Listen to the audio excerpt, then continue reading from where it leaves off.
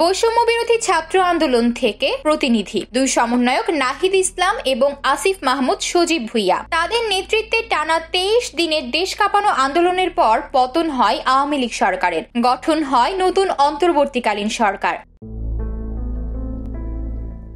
নোবেলজয়ী doctor Mohammad ইউনূসকে প্রধান করে অন্তর্বর্তীকালীন সরকার গঠনের প্রস্তাব দিয়েছে বৈষম্য বিরোধী ছাত্র আন্দোলন, যা চূড়ান্তও হয়েছে।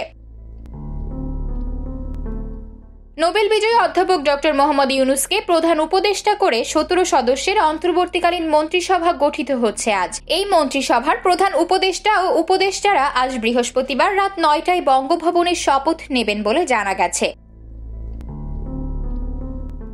16 উপদেষ্টাদের মধ্যে দুজন হচ্ছেন বৈষম্য বিরোধী ছাত্র আন্দোলনের দুই সমন্বয়ক মোহাম্মদ নাহিদ ইসলাম এবং সমন্বয়ক আসিফ মাহমুদ সজীব ভুইয়া।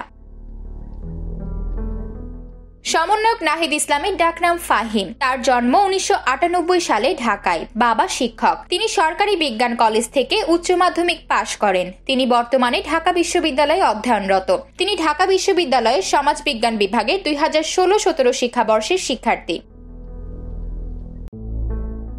আসিফ মাহমুদের বাড়ি কুমিল্লার মুরাদনগর উপজেলার আকুবপুর গ্রামে। আসিফ মাহমুদ আদমজী ক্যান্টনমেন্ট কলেজের প্রাক্তন শিক্ষার্থী ও কলেজটির বিএনসিসি ক্লাবের প্লাটুন সার্জেন্ট ছিলেন। তিনি বর্তমানে ঢাকা বিশ্ববিদ্যালয়ে অধ্যয়নরত। তিনি ঢাকা বিশ্ববিদ্যালয়ের ভাষা বিজ্ঞান বিভাগের 2017-18 শিক্ষাবর্ষের শিক্ষার্থী।